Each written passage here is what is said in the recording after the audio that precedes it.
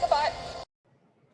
Our rumor for this week is that Biden is going to pack the Supreme Court. And of course, his opening start appears to be a fairly mild one. He has appointed a commission to study the Supreme Court. Now, of course, he supports some far leftists in this effort, and I don't think we need to do too much thinking to guess that they're going to say, oh my goodness, the Supreme Court's become too conservative. We need to do something about that. I understand one of the people heading up this so-called commission has come out in favor of term limits for the Supreme Court.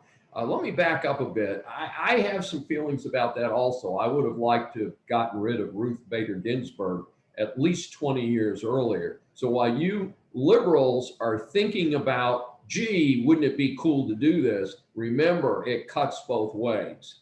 And there's been a couple of folks who are clearly not stable, like Ruth Bader Ginsburg, who were left on the court because there was no way to get her off the court without going through formal impeachment, which I would have supported, by the way.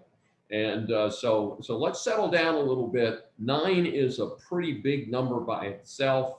It is an odd number. I do not see any reason to change the Supreme Court. And if you think about it, the Supreme Court is the defender of the Constitution, and constitutional scholars and justices tend to be what conservatives appoint to the Supreme Court. The Democrats should be agreeing with us on that and should not be opposing it.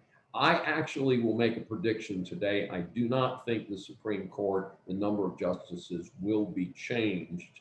But unfortunately, I think that's because the current conservative majority of the court has shown a real lack of courage right now.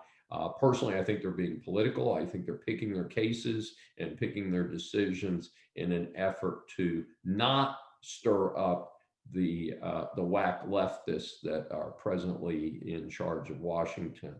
And that's our rumor for this week's Saving America.